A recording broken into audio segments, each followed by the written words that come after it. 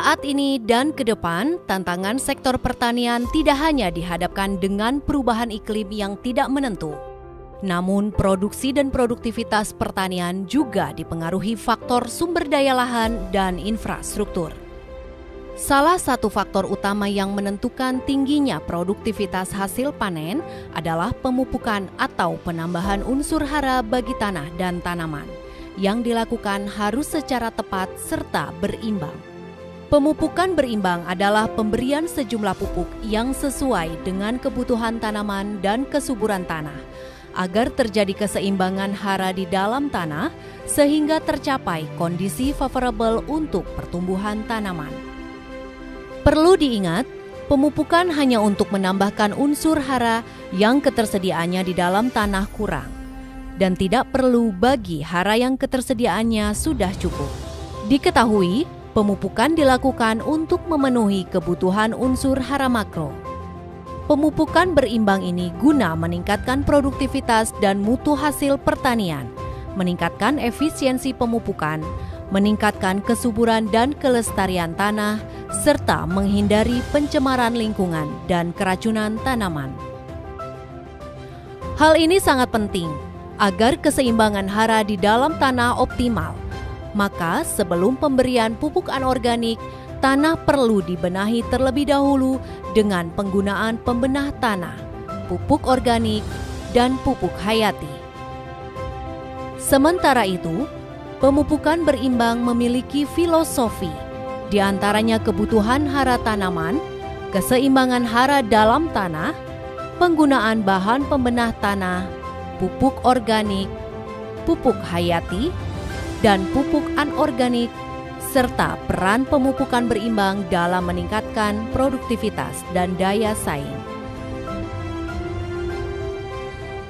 Seperti halnya manusia dan binatang, tanaman juga memerlukan makanan setelah oksigen dan air.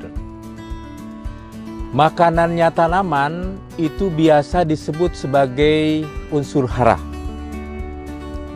Jadi, unsur hara itu diperlukan untuk pertumbuhan tanaman. Pupuk adalah suatu bahan yang mengandung unsur hara dalam dosis tinggi. Oleh karena itu, pupuk diberikan ke dalam tanah untuk memberikan makanan bagi tanaman. Namun demikian, sesungguhnya tanah ini juga menyediakan unsur hara sebagian kecil, ya. Selain itu, unsur hara juga bisa berasal dari sisa-sisa tanaman, jerami sisa tanaman, ya. Termasuk unsur hara juga bisa berasal dari sekam seperti ini. Ya. Konsep pemupukan berimbang adalah memberikan pupuk dalam jumlah yang secukupnya agar keseimbangan hara di dalam tanah optimal. Maka sebelum pemberian pupuk, tanahnya harus dibenahi dulu, atau tanah harus diberi pembenah tanah. Kalau tanahnya itu masam, maka kita harus berikan kapur atau dolomit, ya, agar pH-nya mendekati netral sehingga keseimbangan haranya baik. Selain itu, kalau tanahnya kadar bahan organiknya rendah, ya, seperti di Indonesia ini, maka tanah perlu diberi pupuk organik dulu, atau kompos, atau pupuk kandang. Selain itu juga, agar keseimbangan hara betul-betul tercapai secara maksimal, pupuk hayati sangat penting. Ya. Pupuk hayati juga diberikan bersamaan dengan kompos, bersamaan dengan pupuk kimia. Ya.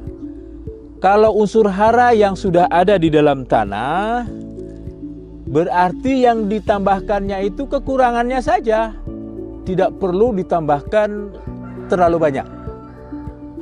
Konsep pemupukan berimbang itu adalah penambahan sejumlah pupuk untuk membuat keseimbangan di hara di dalam tanah itu favorable atau kondusif untuk pertumbuhan tanaman, ya, sehingga tanaman memberikan performance, ya, atau penampilan yang baik, yang akhirnya produksi menjadi tinggi.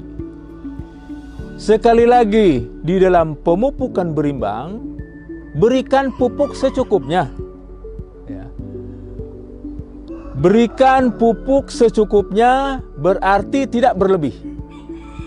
Karena kalau kita memberikan pupuk berlebih, itu tanaman tumbuhnya akan sukulen dan relatif empuk. Sehingga ini menjadi kesukaan hama dan penyakit tanaman. Oleh karena itu, kalau kita memupuk berlebih, itu akan meningkatkan risiko terserang hama penyakit.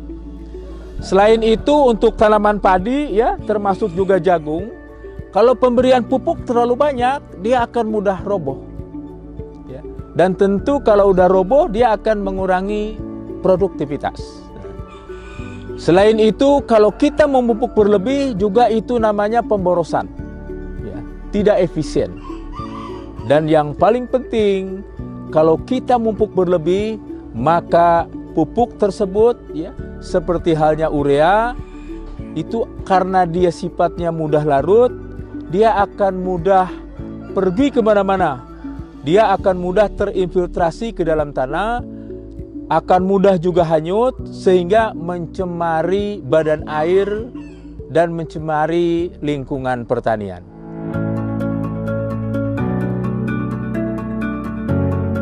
Kebutuhan unsur hara makro dan mikro dapat dipenuhi melalui penggunaan pupuk, baik berupa pupuk tunggal maupun majemuk dengan 5 tepat.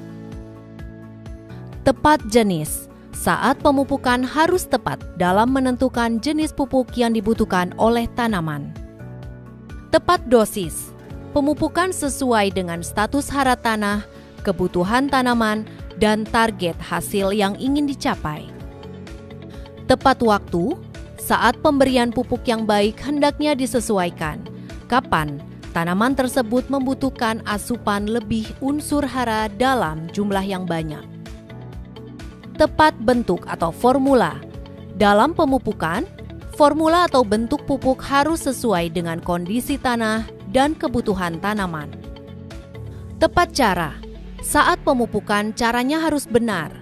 Jika salah, akan membuat pupuk terbuang sia-sia ataupun tercuci oleh air dan menguap sehingga tidak dapat diserap langsung oleh tanaman. Pemupukan berimbang harus sesuai dengan 5T, yaitu memperhatikan pupuk untuk jenis, dosis, waktu, bentuk, dan juga cara. Untuk jenis, misalnya kita mau memupuk N, di sana ada tersedia pupuk urea maupun ZA. Urea lebih cocok untuk Indonesia bagian tengah ke barat, sementara pupuk ZA cocok untuk Indonesia bagian tengah ke timur. Mengapa? Karena hubungannya dengan pH atau reaksi tanah. ZA cocok untuk tanah-tanah dengan pH di atas 6,5 ke atas. Kemudian T yang kedua adalah dosis. Takaran ini harus sesuai karena jika berlebih akan mencemari lingkungan, jika kurang maka potensi produksi padi tidak mencapai optimal. Dosis ini dapat ditetapkan dengan menggunakan alat bantu seperti perangkat uji tanah sawah, tanah kering, tanah rawa, dan juga dibantu untuk mengecek mutu dari pupuk tersebut menggunakan perangkat uji pupuk. Kemudian pemupukan harus sesuai dengan waktunya. Kapan harus dipupuk, yaitu misalnya pada umur di bawah 10 hari itu menggunakan pupuk jumlahnya lebih sedikit daripada di atas umur 10 hari. Nah, waktu di sini juga memperhatikan seperti pupuk N itu dipupuk sebanyak 3 kali karena N mempunyai sifat mudah larut dan mudah hilang. Pupuk N ditambahkan pada umur antara 5-10 hari, pemupukan pertama, pemupukan kedua itu antara umur 25 sampai 30 hari setelah tanam, dan untuk pemupukan 3 itu umur 40 sampai 45 hari setelah tanam. Kemudian untuk fosfor, pemupukan bisa dilakukan 1 kali pada awal tanam karena fosfor ini tidak akan hilang. Kemudian untuk pemupukan kalium itu dapat dilakukan 2 kali. Yang pertama yaitu bersamaan dengan urea umur 5 sampai 10 hari. Kemudian pemupukan kedua dilakukan pada umur 20 sampai 25 hari. Kemudian pemupukan harus tepat bentuk atau formulanya. Nah, di sini apakah petani menggunakan pupuk NPK tunggal atau menggunakan pupuk NPK majemuk? Masing-masing berbeda. Karena apa? Takaran harus disesuaikan. Yang kita hitung adalah unsur haranya. Di dalam buku acuan rekomendasi pupuk, di sana sudah dihitungkan berapa padanannya antara pemupukan tunggal dan pemupukan majemuk. Pupuk majemuk saat ini yang berlaku atau yang disubsidi oleh pemerintah adalah NPK 15-15-15 dan NPK 15-10-12. NPK 15-10-12 ini adalah formula baru menyesuaikan dengan perubahan status hara tanah sawah di Indonesia terkini. Kemudian yang terakhir adalah bagaimana cara memupukkan yang baik. Apakah itu disebar kemudian dibenamkan, apakah disemprot, ini tergantung kepada jenis pupuknya atau targetnya. Untuk pupuk urea ini sebaiknya dibenamkan karena mudah hilang baik larut maupun menguap. Untuk pupuk yang lainnya disebarkan kemudian bisa dilakukan dengan menginjak-injak tanah agar masuk ke dalam area perakaran. Berbicara tentang pemupukan berimbang, Badan Litbang Pertanian telah menghasilkan produk-produk inovasi yang mendukung pemupukan berimbang. Ada di samping saya ini adalah perangkat uji tanah sawah untuk membantu penyusunan rekomendasi lahan sawah di Indonesia. Kemudian alat yang kedua adalah perangkat uji tanah kering untuk membantu penyusunan rekomendasi tanaman padi gogo. Kemudian yang ketiga ini adalah perangkat uji tanah rawa untuk mendukung penyusunan rekomendasi spesifik lokasi untuk lahan rawa. Dan apabila rekomendasi ini telah tersusun dengan baik, maka dibantu oleh perangkat uji pupuk yang berada di paling kanan ini adalah untuk mengetahui apakah pupuk yang diukur ini sesuai dengan kadar di dalam kemasannya. Dan juga ada alat bantu lain yang berupa buku acuan rekomendasi pemupukan NPK per kecamatan se-Indonesia. Masing-masing mempunyai fungsi yang berbeda-beda. Maksudnya adalah untuk perangkat uji ini adalah lebih spesifik lokasi yang dipergunakan oleh petani dan penyuluh, sementara buku dan peta ini adalah untuk acuan alokasi pupuk.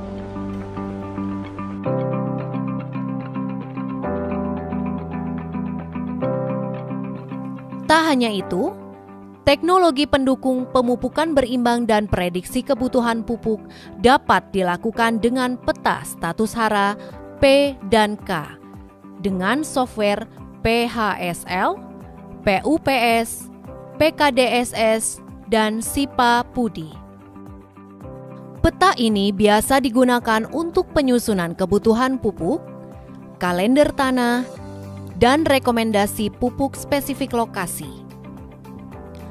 Sementara, penyusunan rekomendasi pupuk spesifik lokasi dapat menggunakan perangkat uji tanah, PUTS, PUTK, PUTR, PUHT, dan penggunaan bagan warna daun. Dalam pemupukan, seringkali petani tidak melakukan dengan benar, sehingga berdampak pada seberapa besar manfaat pemupukan tersebut terhadap pertumbuhan dan produktivitas tanaman.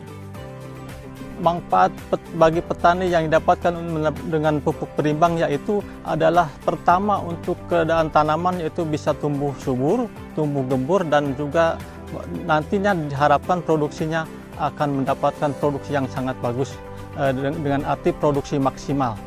Respon petani cukup bagus, istilahnya petani di sini itu sangat respon terhadap teknologi sehingga mereka itu mencari sendiri, istilahnya berusaha untuk mengaplikasikannya sendiri.